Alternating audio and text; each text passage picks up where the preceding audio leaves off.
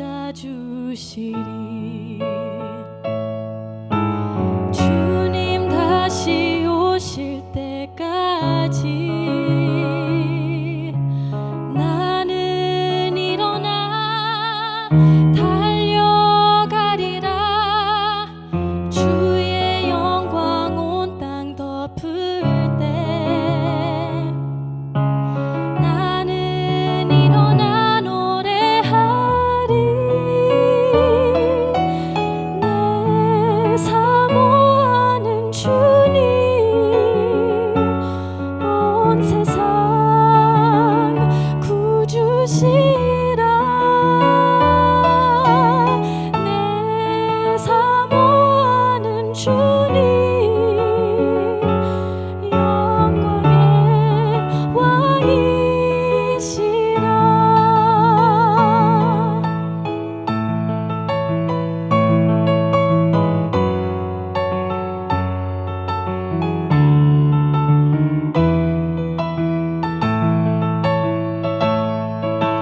주님 다시 오실 때까지 나는 일어나 달려가리라. 주의 영광 온 땅 덮을 때 나는 일어나 노래하리. 내 사모하는 주님, 온 세상 구주시라. 내 사모하는 주님, 영광의 왕이시라. 내 사모하는 주님, 온 세상 구주시라. 내 사모하는 주님, 영광의 왕이시라. 영광의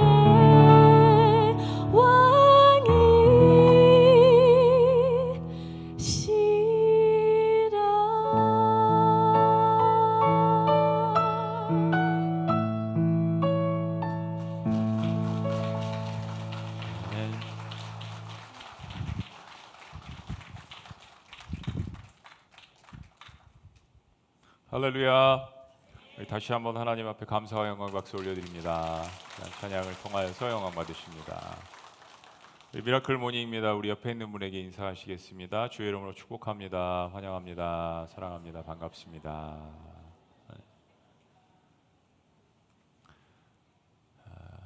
오늘 귀한 분들 오셔서 감사드리고요. 저희 미라클 로이교회 12시 예배 오신 거 너무너무 환영하고요. 귀한 선교사님이 오셨는데 선교사님을 위한 기도, 오늘 말씀 후에 저희들이 함께 기도하도록 하겠습니다. 이 시간 오늘 말씀을 위하여서 자리에서 잠시 일어나셔서 우리 함께 하나님 말씀을 봉독하겠습니다. 우리 이어지는 갈라디아서 강해 5장 22절에서 26절까지의 말씀입니다. 우리 22절부터 26절까지 합독하십니다. 시작. 오직 성령의 열매는 사랑과 희락과 화평과 오래 참음과 자비와 양성과 충성과 온유와 절제니 이 같은 것을 금지할 법이 없느니라. 그리스도 예수의 사람들은 육체와 함께 그 정욕과 탐심을 십자가에 못 박았느니라. 만일 우리가 성령으로 살면 또한 성령으로 행할지니 헛된 영광을 구하여 서로 노엽게 하거나 서로 투기하지 말지니라. 아멘. 여러분들 그 나무에 열매 맺혀지는 거 좋아하세요? 저는 나무에 이렇게 열매 맺혀지는 걸 보면 너무 기분이 좋습니다. 가을에 이제 열매들이 좀 많이 맺혀지는데 감 좋아하세요? 감? 네, 어렸을 때 저희 외할머니 댁에 이렇게 가면 감나무가 한 4개 정도 있습니다. 감 보니까는 너무 기분도 좋고 그래서 감을 거의 한 달을 따먹었습니다. 감을 한 달 동안 먹으면 어떤 일이 벌어지는지 아시는 분들은 아실 겁니다.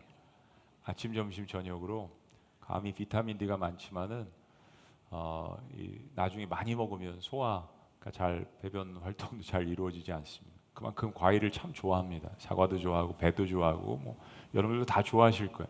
근데 그 과일이 딱 그 열리는 것을 보면 기분도 참 좋고 열매는 그만큼 좋은 겁니다. 과실.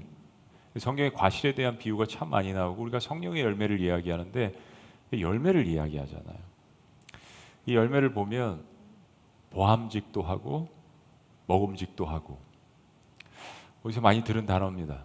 표현입니다.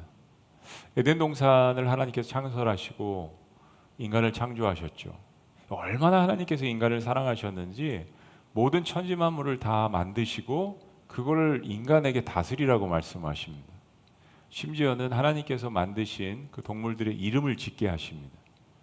우리 창세기를 깊이 봐야 되는 게 동물들의 이름은 하나님이 지으신 게 아닙니다. 사람이 지었어요. 그만큼 하나님께서 사람을 사랑하셨습니다. 근데 그 에덴 동산 중앙에 딱 센터라고 이야기합니다. 그 중앙에 선악을 아는 선악과 나무를 주님께서 딱 심어 놓으셨습니다. 그리고 이걸 먹지 말라라고 하셨습니다. 그러니까 제가 이렇게 창세기를 읽으면 하나님과 우리 사이에 구분점이 별로 없는 것 같아요. 오히려 우리가 더 편했던 것 같아요. 하나님은 책임감이 있으시고 우리는 그 자유함 속에서 누렸던 거죠. 근데 그 동산 중앙에 있는 모든 것은 다 따먹을 수 있고 모든 것은 마음대로 할 수 있지만 그 선악을 알게 하는 나무는 건드리지 말고 그 열매는 따먹지 말라고 하셨습니다. 그러면서 먹으면 정령 죽으리라. 그런데 사탄이 이 최초의 인간인 하와를 유혹을 합니다. 진짜 하나님이 그렇게 말씀하셨어? 아니야. 그 실과를 따먹으면 그러면 눈이 밝아져서 하나님과 같이 되리라. 너 죽지 아니한다. 오히려 하나님과 같이 되리라라고 유혹을 했습니다. 거짓말이죠. 여자가 그 선악과 나무 곁에 가서 나무 열매를 쳐다보았습니다. 묵상을 한 거죠. 성경이 이렇게 기록합니다. 창세기 3장을 보면 여자가 그 나무를 본즉 봤어요. 먹음직도 하고 보암직도 하고 지혜롭게 할 만큼 탐스럽게 한 나무인지라. 여자가 그 열매를 따먹고 자기와 함께 있는 남편에게도 주매 그도 먹은지라. 만약에 이 장면에서 하와만 범죄를 했고 남편에게 주지 않았다면 뭔가 이 아담이 하와를 회개시킬 수 있는 여지도 남아 있을 수 있었겠어요. 그런데 같이 줘버렸습니다. 공동 범죄를 하게 된 거죠. 그리고 7절 말씀 다 같이 읽습니다. 시작. 이에 그들의 눈이 밝아져 자기들이 벗은 줄을 알고 무화과나무 잎을 엮고 치마로 삼았더라. 눈이 밝아진 건 맞는데 부끄러움을 느꼈습니다. 수치심을 느꼈습니다. 죄를 지은 것에 대해서 죄책감을 갖게 된 이야기입니다. 그 이후로 인간은 정말 인간을 사랑하셔서 자신의 형상대로 인간을 창조하신 그 하나님을 배역을 하고 그리고 그들을 유혹한 어둠의 세력의 노예가 되어버렸습니다. 그러니까 인간이 마주한 절대절명의 위기 가운데서 우리가 계속 갈라디아서 말씀을 보면서 자유의지라는 단어를 이야기하는데 하나님이 주신 자유의지를 이 선택의 문제에 있어서 악한 곳에 써버렸습니다. 하나님을 배신하는 죄를 낳은 거예요. 여러분 세상의 모든 눈에 좋게 보이는 열매가 다 좋은 것이 아닙니다. 어떤 때는 굉장히 화려하게 보이는 먹음직도 하고 보암직도 하고 열매일수록 때로는 독이든 성배일 수 있습니다. 근데 그들이 마신 독배는 눈에 보이는 실과가 아니라 실은 그들 마음 가운데 있었던 씨앗의 결과입니다. 논리적으로 한번 생각해 보세요. 선악과는 잘못이 없습니다. 선악과는 사명이 선과 악을 알게 하는 것뿐이었어요. 그죠? 근데 그것을 따먹는 결정을 한 하나님께서 그렇게 신비한 가운데 주신 자유의지를 가지고 그것을 따먹은 실은 인간의 마음 가운데 있는 그 죄에 대한 탐욕에 대한 그 씨앗이 문제였던 거죠. 그것은 우리의 사랑을 테스트하시려는 하나님께서 동산 중앙에 심어 놓으신 인간과 하나님 사이에 단 하나의 이정표 선악과였습니다. 그걸 뿌리채 뽑아버린 거죠. 근데 인간은 그것을 바라보고 자신들을 죽이려고 하는 사탄의 말에는 신뢰를 보냈고 그렇게 자신들을 사랑해 준 하나님은 마음속에서 밀어내 버렸습니다. 이게 배신이라는 거죠. 하나님이 배신당하셨습니다. 인간의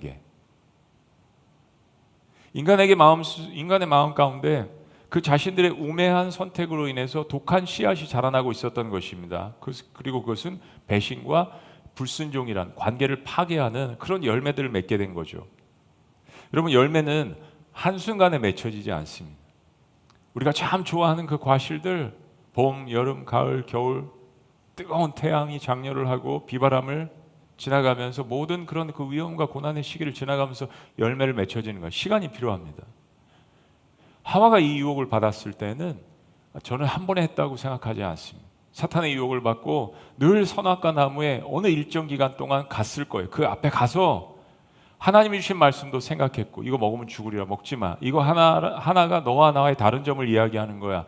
사탄은 아니야. 이거 먹으면 하나님이 두려워하는 거야. 왜냐하면 네가 이거 먹으면 하나님과 같이 되고자 할 수 있기 때문에. 그리고 그걸 계속 묵상하다가 결국은 따먹은 겁니다. 하루아침에 일어난 일이 아닙니다. 우리가 무슨 일을 작정할 때는 여러 번 마음 가운데 생각하고 묵상합니다. 선한 일도 마찬가지고 악한 일도 마찬가지고 결국 여기에 심은 게 문제가 되는 거죠. 여러분, 우리의 인생 역시 인생을 마감할 때는 우리가 살아온 인생의 나무에서 열매를 맺게 됩니다. 때로는 썩은 열매, 때로는 부적절한 열매, 때로는 아무런 열매가 없는 듯 보이기도 하고, 근데 어떤 사람은 굉장히 풍성하고 아름다운 열매들을 맺습니다. 삶에 지나간 흔적이 고난도 있고 어려움도 있고 실패도 있었지만, 그런데 마지막은 아름다운 열매를. 여러분, 한국말 속담에 우리가 잘 하는 말 있잖아요. 뭐 세상 사람들이 다 아는 이야기. 콩 심은 데 콩 나고 팥 심은 데 팥 난다. 여러분, 인생 가운데서 어떤 열매를 맺기를 원하십니까?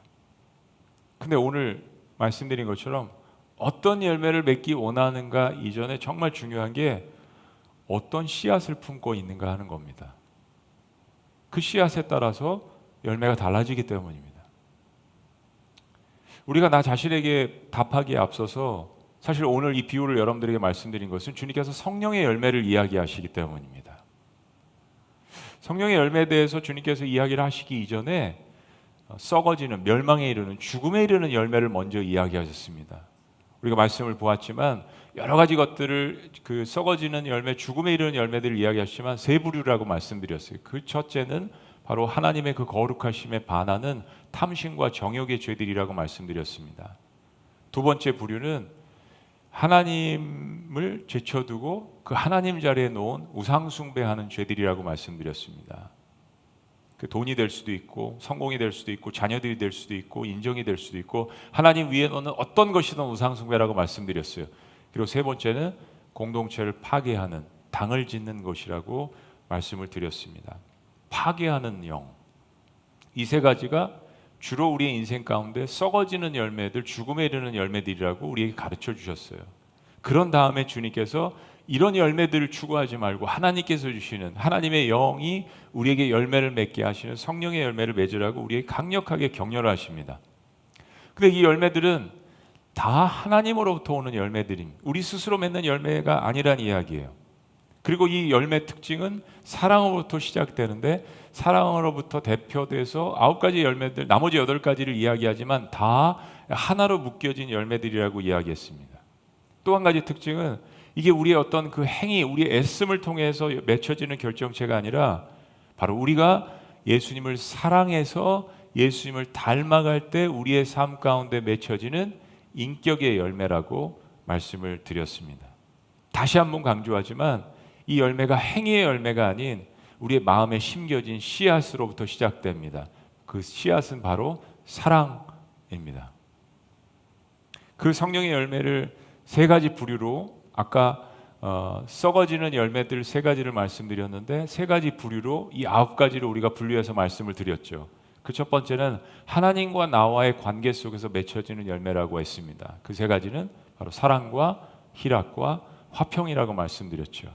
그리고 두 번째는 이제 나와 다른 사람들과의 관계 속에서 맺혀지는 열매들, 오래 참음과 자비와 그리고 양선, 착한 일이라고 말씀드렸습니다. 그리고 오늘 마지막 시간으로 나와의 관계 속에서 맺혀지는 세 가지의 열매들, 충성과 온유와 절제입니다. 물론 이 모든 것들은 하나님과의 관계 속에서 맺혀지는 거지만 조금씩 다른 영역이 있다라는 것을 구분해서 이해하기 쉽게 말씀을 드리는 것입니다. 그 성령의 열매, 이제 마지막 세 번째, 주로 나와의 관계 속에서 맺혀지는 첫 번째는 충성입니다. 한번 따라해 보시죠. 충성. 신약 성경 전반에 걸쳐서 이 피스티스라는 이 단어가 믿음이라는 단어에도 많이 쓰였고 또 충성, 신뢰에도 많이 쓰였습니다. 근데 이 갈라디아서 5장 22절에서는 특별히 이 단어는 충성이라는 단어가 맞습니다. 고대 그리스어 그 문헌에도 보면은 이 단어를 많이 사용을 하는데 신뢰할 만한 사람, 믿을 만한 사람 하면서 계약, 여러분 계약하시죠? 그죠? 또 약속, 언약 이런 것에 대해서 신뢰감을 나타낼 때 많이 사용이 됐습니다. 그러면서 사도 바울이 이 단어를 특별히 여기에 사용한 것은 성령님의 인도하심 아래서 믿음이라는 것이 단지 하나님에 대한 신뢰를 넘어서 바로 우리가 늘 눈에 보고 살고 있는 사람들에 대한 어떤 신뢰, 사람됨으로써 드러나는 것을 강조합니다. 정리해보면 이런 거예요. 충성이란 단어는 쉽게 이야기해서 하나님에 대한 신의를 지키고 사람들에 대한 신의를 지키는 것입니다. 우리 세상에서는 그 용어를 남자들은 많이 사용합니다. 의리, 뭐 그런 연예인도 있죠. 각가다 한 번씩 나와가지고 의리라고 이야기합니다. 의리 없으면 시체. 특히 남자들은 이 용어를 많이 강조를 합니다. 그렇습니다. 충성은 하나님과의 의리를 지키고 사람들과의 의리를 지키는 신의를 이야기하는 겁니다. 그러니까 충성은 말로만이 아니라 삶에서 신뢰할 수 있는 사람됨, 그리고 약속한 것을 지키는 성품을 강조를 하는 것입니다. 신앙생활은 하나의 언약된 삶입니다. 이 언약은 하나님으로부터 시작됐습니다. 우리가 하나님과 맺은 것이 아니라 하나님께서 우리에게 나타나셔서 너는 나의 것이야. 그리고 내가 너를 축복한다. 너를 사랑한다. 그러면서 하나님께서 우리가 언약해 주신 것에 대해서부터 시작했습니다. 그래서 충성은 약속을 지키려는 태도인데 우리가 하나님과 언약하고 우리도 고백하고 우리도 이야기한 부분들이 있잖아요. 그 약속을 지켜나가는 것입니다. 그러니까 앞에서 말한 것과 뒤에서 이야기하는 것이 다른 사람은 충성된 사람이 아니죠. 하나님께서 가장 싫어하는 성품 가운데 하나입니다. 바로 배신이죠. 앞에선 이야기하고 앞에선 좋은 이야기하고 뒤에선 딴 얘기를 하는 겁니다. 실은 아담과 하와는 하나님 앞에 반역을 했습니다. 에덴의 범죄는 그리고 가룟 유다의 마음 가운데에서 절정기를 맞습니다. 자신의 스승을 팔아버리고 배신을 하려는 그 마음에 불신의 씨앗을 심어놓게 된 거죠. 여러분, 사람과의 관계 속에서 가장 힘든 것은 가까운 사람들이 배신을 하는 겁니다. 여러분, 배신이라는 게 뭐 2000km 떨어져 있는 사람이 배신하지 않습니다. 다 배신은 가까운 데서 당하는 겁니다. 굉장히 내가 신뢰할 만한 사람인 것 같은데, 그리고 관계 속에서 시간이 쌓였는데 거기서 배신하는 겁니다. 뭐 한두 번 만났는데 어떻게 배신을 해요? 배신은 그래서 마음이 아픈 겁니다. 가까운 속에서, 오랜 세월 속에서, 관계 속에서 하기 때문에 그런 겁니다. 굉장히 믿음직한 것 같은데, 여러분, 사기꾼이 뭐 처음부터 사기를 칩니까? 어떤 때는 10년을 잠복을 한다잖아요. 이 10년을 알아온 형제입니다. 최근에 기사를 보니까 아니 30년을 알아온 가족이에요. 그런데 배신을 합니다. 그러니까 마음이 아픈 거죠. 트라우마가 오는 겁니다. 도저히 살지 못할 것 같은 절망감에 이르는 겁니다. 인간은 관계를 해야 하는데 아니 30년을 알았던 사람이 배신을 하니까, 아니 1년을 알았는데 정말 신뢰할 만한 것 같고 나한테 그런 거를 심어준 것 같고 나한테 잘했고 좋은 이야기를 했는데 배신을 한다면 이게 삶의 의욕이 무너지는 겁니다. 그래서 사랑하는 여러분, 충성은 고난과 시험 앞에서 드러나는 겁니다. 절대 좋을 때 충성을 믿지 마십시오. 충성은 고난의 가운데 그 사람이 어떻게 반응하는가를 보는 것입니다. 고난의 열매 가운데 하나가 충성인 것입니다. 유혹, 핍박, 고난 중에서 하나님과 교회에 대한 충성이 지속되는가라는 것을 하나님께서 보시는 것이죠. 이런 마태복음 10장 22절에 예수님께서 이런 이야기를 하십니다. 한번 읽어보시죠. 시작. 또 너희가 내 이름으로 말미암아 모든 사람에게 미움을 받을 것이나 끝까지 견디는 자는 구원을 얻으리라. 그렇습니다. 하나님의 사람이 되면 미움을 받을 것이라고 이야기하십니다. 진리를 증거할수록, 복음을 증거할수록 사람들에게 존경도 받지만 이 미움이 있을 것이라는 것을 예수님께서는 여러 번에 걸쳐서 이야기를 하셨어요. 나 이렇게 정의롭게 살려고 하는데, 말씀을 증거하려고 하는데 내가 부족한 면은 있지만 왜 이렇게 나에게 고난이 있고 미움이 많을까? 제대로 살아서 그럴 수 있습니다. 주님이 말씀하신 거잖아요. 모든 사람에게 미움을 받을 것이나, 근데 마지막에 우리에게 주님께서 격려하시는 거 이겁니다. 끝까지 견디는 자는 구원을 얻으리라. 끝까지 견디는 자는. 구원은 칭의, justify, 너 의롭다, 내 아들을 통해서 너 의롭다라고 말씀을 해주셨어요. 그 시작이죠. 구원의 시작. 근데 구원이 열매입니다. 그래서 자라납니다. 성화의 과정. 아, 그렇구나. 하나님이 나를 사랑해 주셨어. 나도 신의를 지켜야지, 주님을 신뢰해야지 라고 하면서 그 신앙이 점점점 자라나는 것입니다. 성화, 예수님 닮은 모습으로 자라나는 겁니다. 근데 그것이 시험받고 정말로 진위 여부가 판단되는 것은 고난이라고 말씀드렸습니다. 그래서 끝까지 견디는 자는 구원을 얻으리라고 이야기한 거예요. 구원이 없다라는 이야기가 아니라, 시작이 안 됐다는 이야기가 아니라, 정말 내가 구원받은 사람으로서 하나님을 사랑하는가가 고난 가운데서 끝까지 견디는 마음이 있는가라는 것입니다. 여러분, 세상에서도 마찬가지 아니겠습니까? 부부의 관계도, 부부와 그리고 자녀들과의 관계도, 인간관계도 마찬가지 아닙니까? 정말 끝까지 남은 친구가 누굽니까? 끝까지 정말 내 곁에서 같이 울어주는 친구가 누굽니까? 지난 시간에 욥에 대해서 이야기했지만 7일 동안 밤낮으로 울어줬다고 했어요. 그런 친구들도 없어요. 근데 7일 딱 지나니까 계속 정죄하잖아요. 여러분 삶 가운데 사람이 많다라고 다 여러분 사람이 아닙니다. 정말 여러분에게 충성된 사람은 누굽니까? 주님도 말씀하시잖아요. 끝까지 견디는 자는 구원을 얻으리라. 성경책의 마지막은 요한계시록입니다. 그 요한계시록에 이 세상의 교회를 상징하기도 하면서 실제로 존재했던 소아시아의 대부분 터키에 있는 그 7교회 교회에 대해서 주님께서 이야기하십니다. 상황도 달랐고 신앙의 레벨도 달랐어요. 그런데 주님께서 동일하게 마지막에 한 가지를 똑같이 이야기하십니다. 그 단어가 뭐냐면 이기는 자에게는 이라고 이야기하십니다. 상황이 이렇고 넌 이거 잘못했고 이거 잘했고 이야기하시다 맨 마지막에는 그러나 이기는 자는 축복과 구원을 얻으리. 이기는 자는 이 단어가 반복이 됩니다. 사랑하는 여러분, 그 이기는 자가 세상의 성공을 이야기하는 것이 아닙니다. 그 이기는 자는 바로 주님께서 말씀하신 끝까지 충성된 자를 이야기하는 것입니다.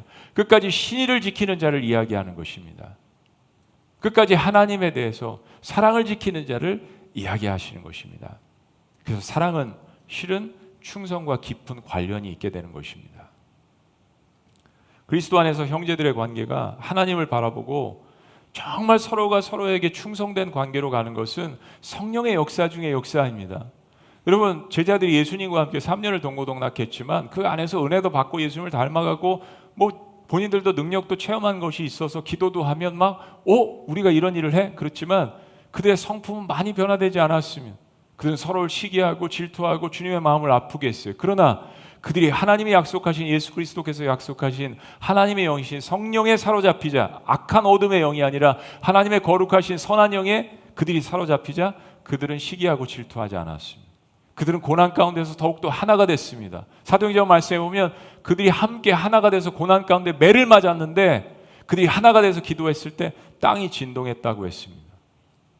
그만큼 성령 안에서 만 사람이 변화되는 것입니다. 애를 쓰고 힘을 쓴다고 사람이 변화되는 것이 아닙니다. 사람은 하나님의 영 안에서만 변화될 수 있음을 주님께서 분명하게 이야기하십니다.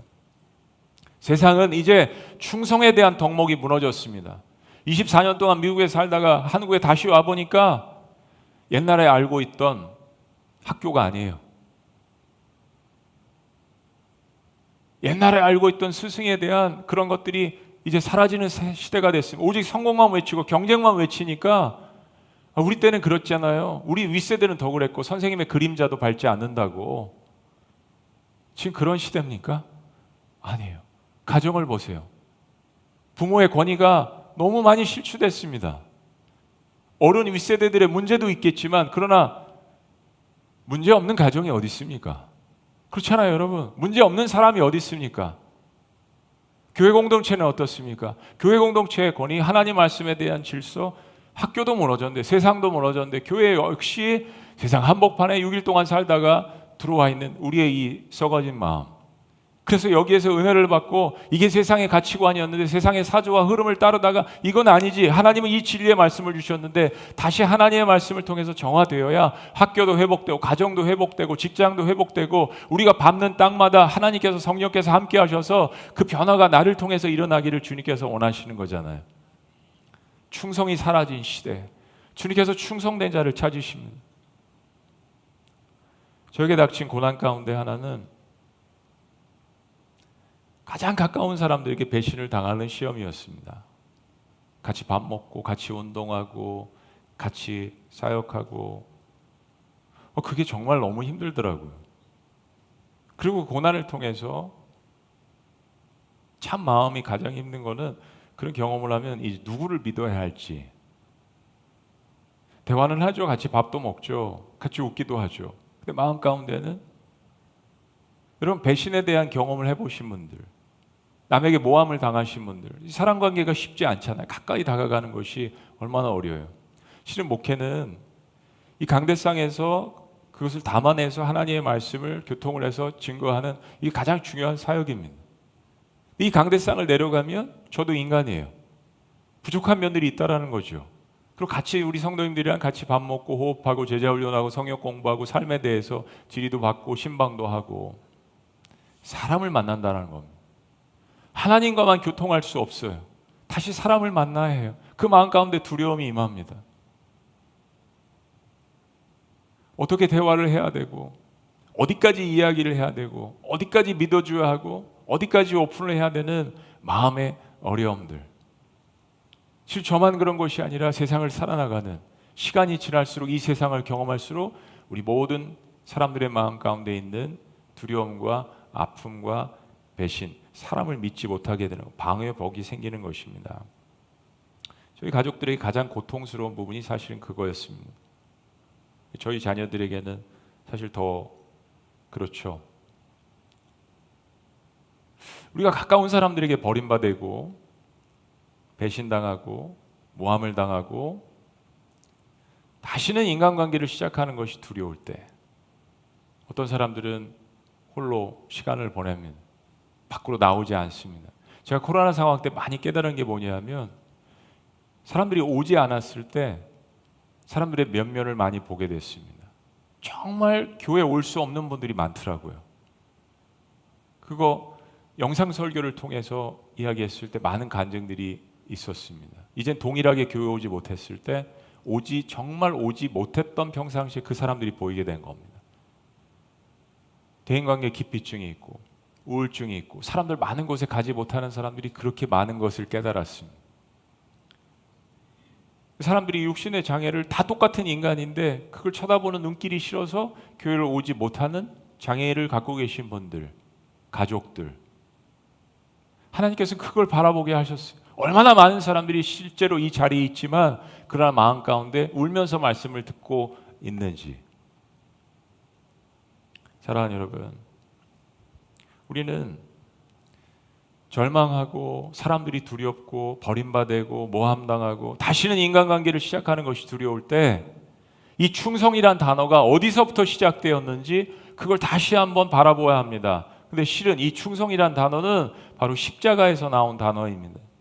예수님께서 잡혀가셔서 고초를 당하시던 날 밤에 요한은 예수님의 그 충성스러운 면을 이렇게 이야기합니다. 단 한 구절에 요한복음 13장 1절입니다. 유월절 전에 예수께서 자기가 세상을 떠나 아버지께로 돌아가실 때가 이른 줄 아시고 무엇입니까? 인간에게 배신을 당하시고 모든 사람들이 떠나갈 거고 십자가에 이제 돌아가실 그때가 이른 줄 아시고 분노하셨다, 화내셨다, 심판하셨다, 다 쓸어버리셨다? 아닙니다.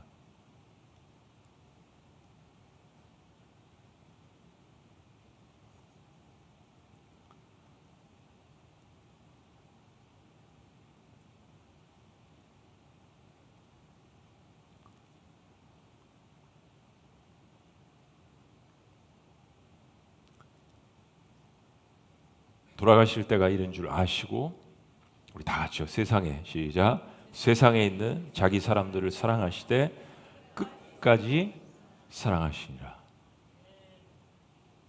우리에게 너 견디어 고난 가운데 라고 권위적으로 당신은 아무것도 모르면서 하시는 하나님이 아니시죠. 이제 제자들도 다 떠나갈 거고 베드로도 부인할 거고. 근데 이거 보세요.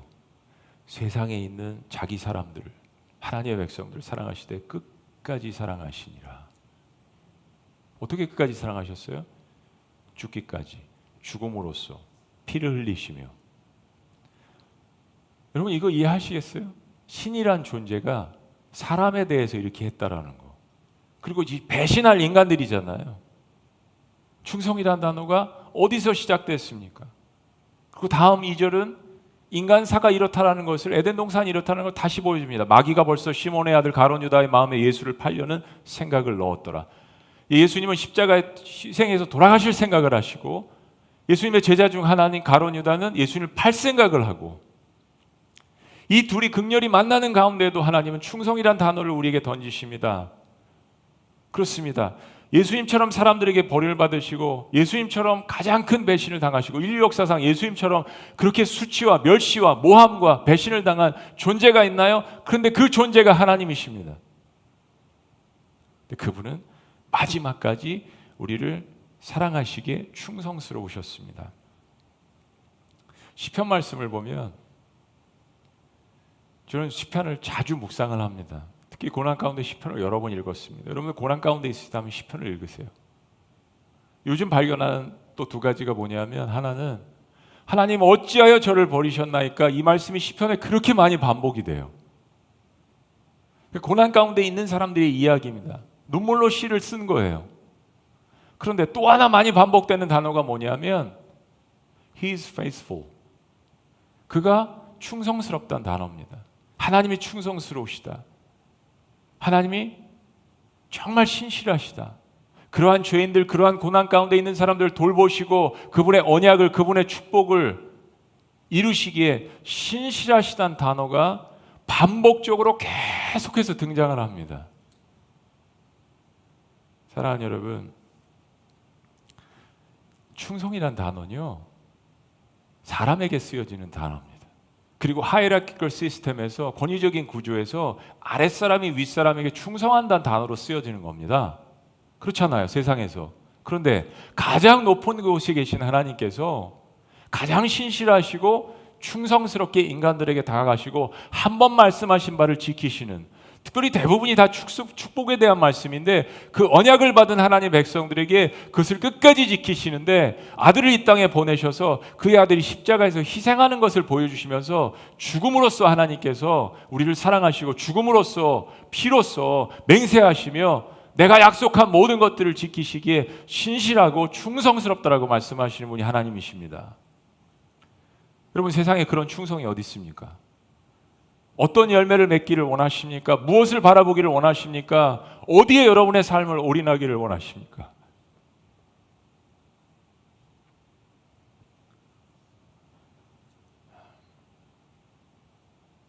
그래서 우리의 창조주이신 하나님께서 우리에게, 나에게 끝까지 신실하신 분이시라면 우리는 그분의 성품을 받아서, 하나님 제가 부족하지만 실수했는데요, 다시 일어납니다. 그리고 저도 하나님께 신의를 지키기를 원합니다. 그리고 저도 약속한 사람들에게 신의를 지키기를 원합니다. 그게 신앙이에요. 환경이 변한다고 사람을 버리고, 앞에서 좋은 이야기하고 뒤에서 딴 얘기하고, 여러분 그런 사람들에 둘러싸여서 어떻게 살겠어요? 왜 하나님께서 이 땅에 교회 공동체를 만드셨겠어요? 죄인들이 모여서, 상처받은 사람들이 모여서 하나님 말씀으로 치유를 받아서 정말 충성이란 단어가 무엇인지 다시 깨닫고 세상을 치유하라고 주님께서 우리를 이곳으로 부르신 것이 아니겠습니까? 결국 내 주변에 남는 것은 나를 끝까지 사랑하신 하나님, 나를 떠나지 않으려 하시는 하나님, 그리고 내가 끝까지 사랑한 형제들입니다. 두 번째, 주님께서 우리에게 주신 단어는 온유함입니다. 온화함, 유순함, 겸손함. 근데 우리가 이제 오해를 할 때가 있죠. 세상에서 온유함 그러면 그럴 때가 있습니다. 연약함. 근데 사랑하는 여러분, 온유함이라는 단어는 약함을 뜻하지 않습니다. 오히려 강한 사람이 자신의 능력 위에 통제를 두고 상대를 억누르지 않고 부드럽게 대하는 강한 자의 절제된 태도입니다. 정말 무술의 고수는 함부로 주먹을 휘두르지 않잖아요. 하수들이 주먹을 휘두르는 거죠. 절제된, 힘의 절제된 태도. 고대 철학자 아리스토텔레스가 온유는 적절한 분노를 우리가 가질 수는 있지만 전적으로 분노에 지배되지 않는 태도를 이야기한다고 했습니다. 무엇보다도 예수님께서 온유하고 겸손하셨죠. 그것이 그리스도인들의 본질적인 태도라고 이야기하시면서 이 온유를 이야기하시면서 주님께서 쉼을 같이 결합시켜서 우리에게 이야기하신 적이 있습니다. 어떻게 온유함과 쉼이 연관이 되지? 마태복음 11장에 이런 이야기를 하셨습니다. 수고하고 무거운 짐진 자들아. 아하, 주님께서 우리가 세상에서 수고하고 무거운 짐을 진 거 다 아세요. 수고하고 무거운 짐진 자들아 다 내게로 오라. 내가 너희를 쉬게 하리라. 그러면서 주님께서 온유에 대한 이야기를 하세요. 뭐요? 나는 마음이 온유하고 겸손하니 나의 멍에를 메고 내게 배우라. 그리하면 시작. 그리하면 너희 마음이 쉼을 얻으리라. 온유가 쉼과 안식과 연결이 되어 있다라는 거예요.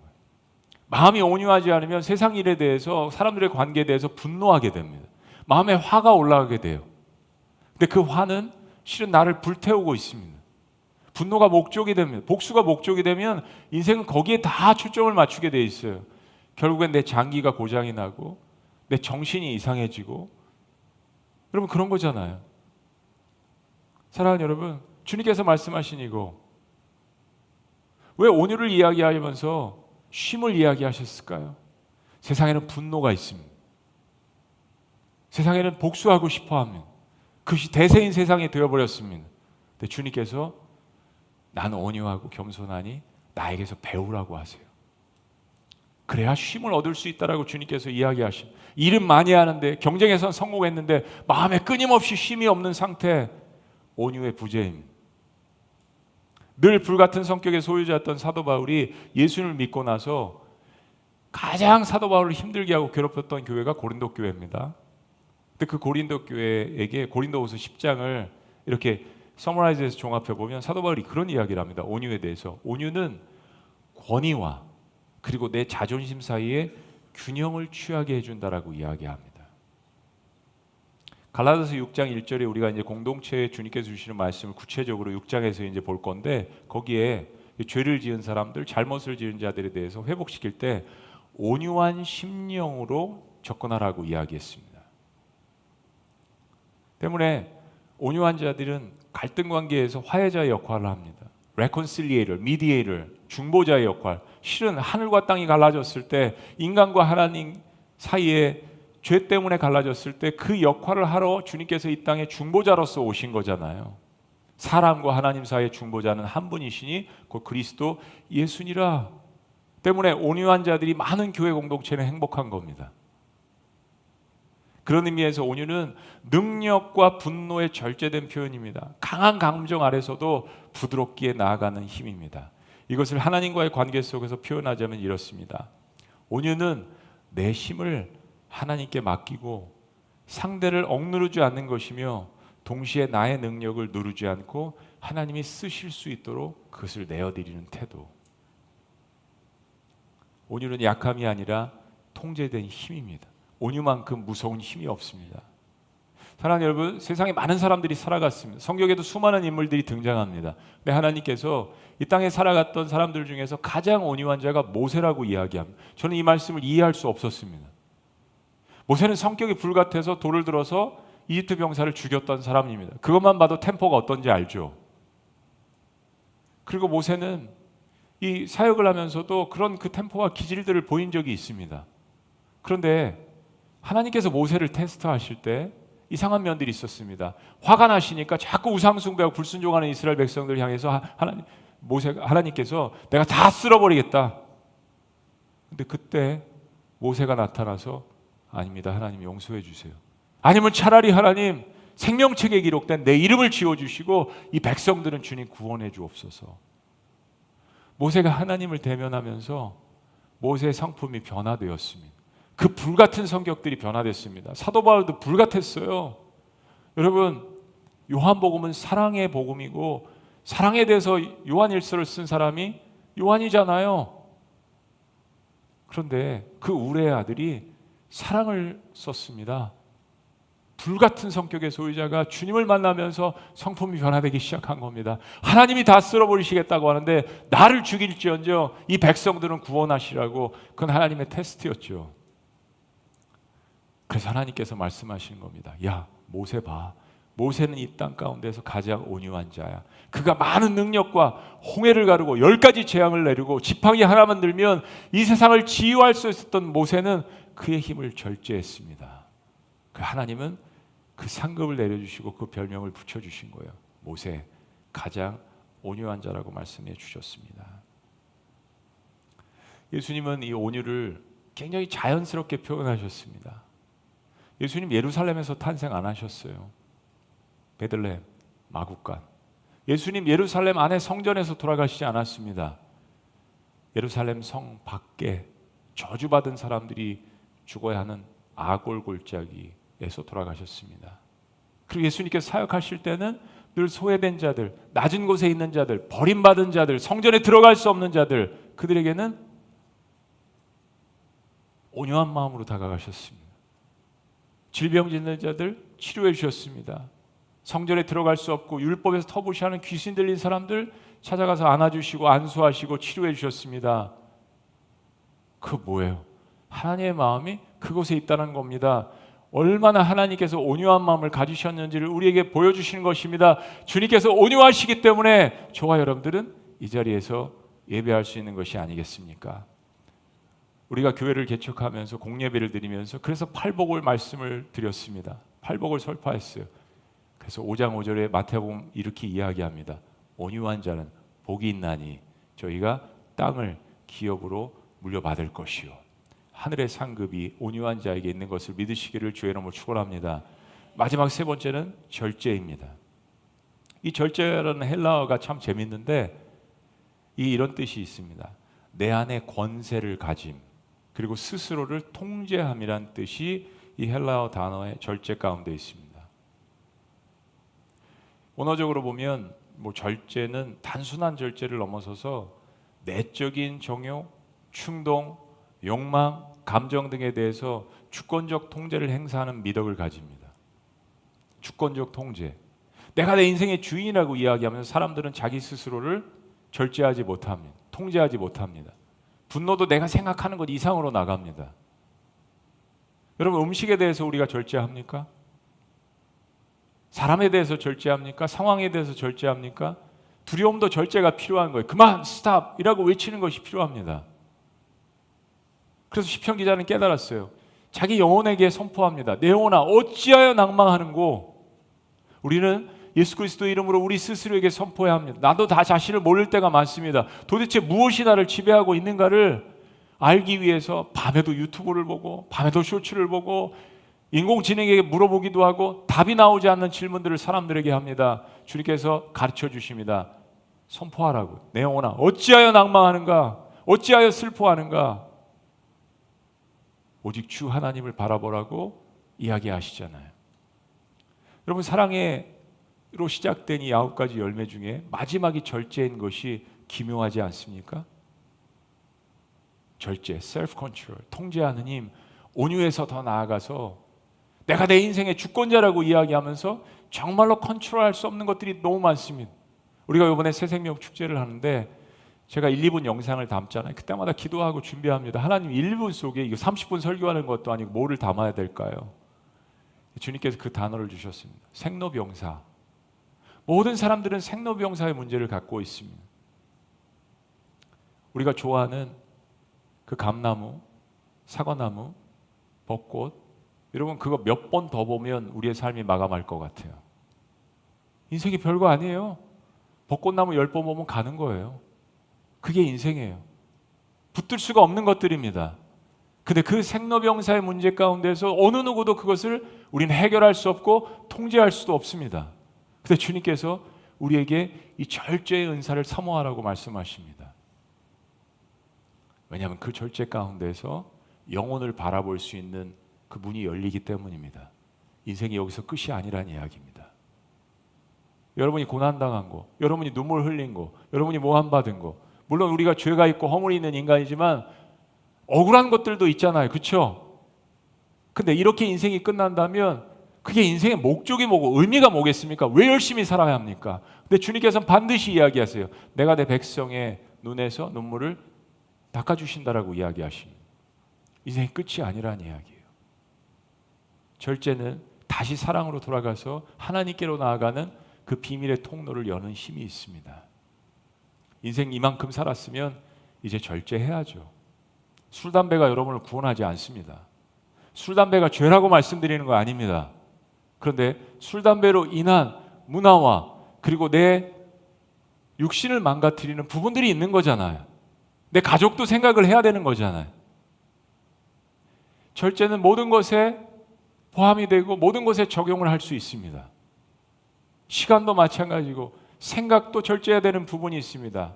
언제까지 절망하고 언제까지 두려움에 쌓여 있고 언제까지 내 인생을 개살아세라 마음대로 살아갈 것인지 주님께서 말씀하십니다. 절제하라고 이야기하세요. 그럼 질문하실 수 있죠. 사랑도 절제해야 합니까? 아닙니다. 주님께서 이 성령의 열매 가운데 절제를 주신 이유는요, 사랑을 해야 될 것과 사랑하지 말아야 될 것의 균형을 이야기하시는 겁니다. 우리는 그 부분이 너무 필요해요. 돈을 사랑함이 일만하게 악이라. 세상에 사랑해야 될 것들을 사랑해야 영혼 속으로 가는 것이고 세상에 사랑하지 말아야 될 썩어질 것들을 사랑하지 말아야 우리는 인생 가운데 하나님이 주시는 카라의 기쁨을 느끼게 되는 것입니다. 사랑하는 여러분, 어떻습니까? 우리 3주 동안 성령의 열매에 대해서 말씀을 배웠습니다. 정말 인생 가운데 가장 중요한 것을 주님께서 이야기하신 거예요. 교회도 공동체이기 때문에 분쟁이 일어나고 갈등이 일어납니다. 세상에도 갈등과 분쟁의 역사들, 전쟁의 역사들로 이어지는 것들을 저희들이 봅니다. 사람들이 갈등과 분쟁이 있으면 법을 봅니다. 그죠? 세상은 그렇잖아요. 법으로 가자. 그래서 판사, 변호사, 검사가 있습니다. 그런데 이걸 왜 합니까? 법이 있는데 그냥 그거 하면 되지. 사람들이 법을 어떻게 해요? 해석을 합니다. 무슨 해석을 해요? 유권 해석을 합니다. 그 힘이 있고 더 지식이 있고 더 뭔가 권력이 많은 이름난 저명한 변호사라든가 판사라면 죽을 사람도 살려내고, 그죠? 그리고 죽지 말아야 되는 사람도 죽일 수 있는 것이 세상의 법입니다. 우리가 교회 공동체로 돌아와서 이야기해요. 교회 공동체도 규율이 필요합니다. 근데 사랑하는 여러분, 정말 우리가 주님께서 말씀하신 이 성령의 열매를 사랑과 희락과 화평과 오래 참음과 자비와 양성과 충성과 이 온유와 이 절제가 우리 공동체에 넘쳐난다면 왜 법이 필요하겠습니까? 이 모든 것 안에서 다 해결되는 거 아니에요? 그래서 주님 말씀하신 거예요. 이와 같은 법을 금지할 법이 없느니라. 이건 금지해야 될 법이 아니라 널리 알려야 될 법이고 이 모든 것 안에서 해결된다라고 이야기하신 겁니다. 법으로 따진다면 우리는 율법 안에서 다 죽었다는 이야기입니다. 법으로 해결 안 되는 문제가 있기 때문에 주님께서 십자가에서 우리를 위해서 돌아가신 거잖아요. 그리고 말씀하십니다. 아버지, 저들의 죄를 용서하여 주옵소서. 그리고 우리가 그 십자가를 보면서 주님께서 우리에게 주시기를 원하시는 거, 우리의 삶 가운데 주렁주렁 열매 맺기를 원하시는 이 성령의 열매를 우리가 주신 거예요. 저와 여러분들은 앞으로 미라클 오해 공동체는 우리가 삼어야 되는 가장 인생의 존귀한 열매는 바로 이 성령의 열매를 맺으시기를 주의 이름으로 축원합니다. 그리고 이 성령의 열매를 통하여서 하나님께서 보이실 신령한 성령의 은사와 능력들을 정말 내가 아닌 하나님의 공동체와 하나님의 나라와 주변을 위해서 기쁘게 사용하시고 감당하시는 하나님이 만드신 그릇이 되시기를 주의 이름으로 축원합니다. 기도하시겠습니다.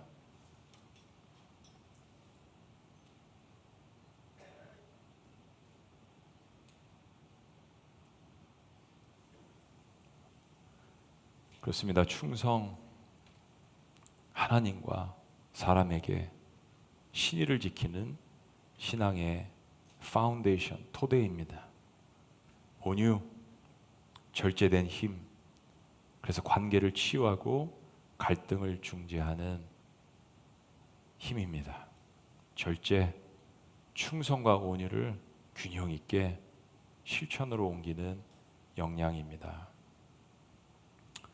살아계신 하나님, 우리의 삶에 어떤 열매를 맺을까 생각해 보면 아찔할 때가 참 많습니다.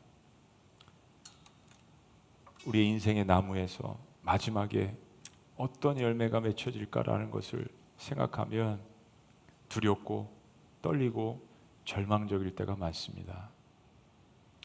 그러나 두려움은 어둠의 세력이 주는 것이지 하나님께서 주시는 것이 아님을 우리에게 말씀해 주신 것 감사합니다. 어떻게 우리와 같은 죄인에게 주님께서 이 하나님의 성품을 닮아가게 하시려고 말씀하십니까? 하나님은 도대체 우리에게 어떤 자신감을 갖고 이런 이야기를 하십니까? 하나님의 사랑을 다 이해할 수 없습니다. 그러나 주님, 다 이해할 수 없지만 하나님이 사랑하시는 것은 확신합니다.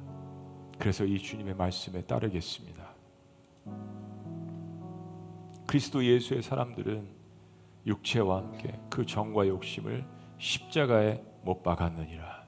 만일 우리가 성령으로 살면 또한 성령으로 행할지니 헛된 영광을 구하여 서로 노엽게 하거나 서로 투기하지 말지니라.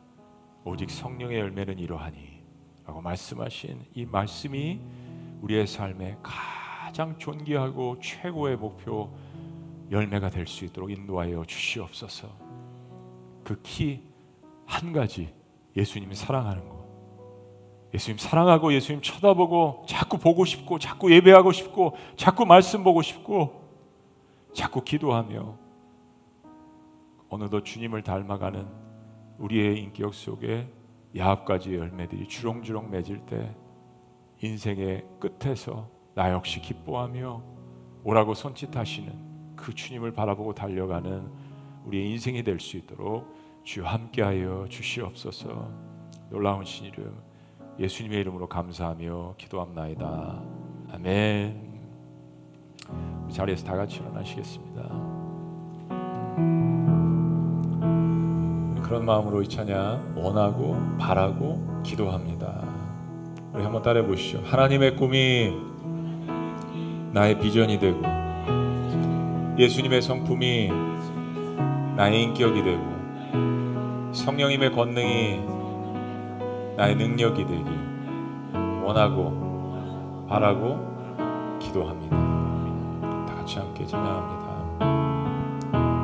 이 세상을 살아가는 동안에 이 세상을 살아가는 동안에 나의 힘을 의지할 수 없으나 나의 힘을 의지할 수 없으니 기도하고 낙심하지 말 것을 기도하고 낙심하지 말 것을 주께서 참 소망이 되심이라.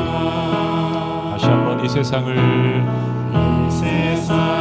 살아가는 동안에 나의 힘을 의지할 수 없으니 나의 힘을 의지할 수 없으니 기도하고 낙심하지 말 것을 주께서 참 소망이 되심이라. 고백합니다. 하나님의 꿈이 나의 비전이 되고 예수님의 성품이 나의 인격이 되고 성령님의 권능이 나의 능력이 되길 원하고 바라고 기도합니다. 다시 한번 주의 길을 걸어가는 동안에 고백합니다. 주의 길을 걸어가는 동안에 세상의 것 의지할 수 없으나 세상의 것 의지할 수 없으니 감사하고 낙심하지 말 것을 감사하고 낙심하지 말 것을 주께서 참 기쁨이 되시니 힘차게 함께 선포할까요? 하나님의 꿈이 나의 비전이 되고 예수님의 성품이 나의 인격이 되고 인격이 되고 성령님의 권능이 나의 능력이 되길 원하고 바라고 기도합니다. 다시 한번 선포합니다. 하나님의 꿈이 나의 비전이 되고 예수님의 성품이 나의 인격이 되고 성령님의 권능이 나의 능력이 되길 원하고 바라고 기도합니다. 원하고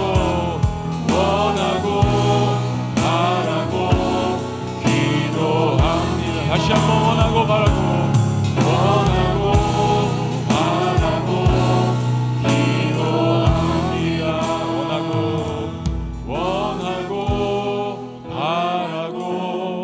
기도합니다. 하나님, 세상에 썩어질 것들이 많은데 우리가 원하고 바라고 기도할 수 있는, 정말 우리가 신뢰할 수 있는, 죽기까지 우리를 위해서 충성하신 하나님의 아들을 우리에게 보여주신 것 너무나도 감사합니다. 주님께서 그렇게 하셨듯이 우리도 주님 앞에 부족하지만 다시 일어나서 다시 신실하고 다시 충성스럽게 하나님 앞에 나아가는, 하나님이 사랑하시는 하나님의 자녀이 될 수 있도록 인도하여 주시옵소서. 하나님 앞에 감사한 마음으로 삶의 일부를 떼어서 오병이어를 드립니다. 주님, 이것이 쓰여지는 곳마다 정말 땅이 진동하고 하나님의 꿈이 실천이 되며 예수님의 성품이 모든 하나님의 자녀들에게 임하는 놀라운 역사가, 그 비전이 이루어질 수 있도록 인도하여 주시옵소서. 우리가 잊어버린 그 부흥이 놀랍게 우리의 예배 가운데, 사역 가운데 나타날 수 있도록 헌신하고 주님 앞에 나아가는 하나님의 백성들에게 임할 수 있도록 축복하여 주시옵소서.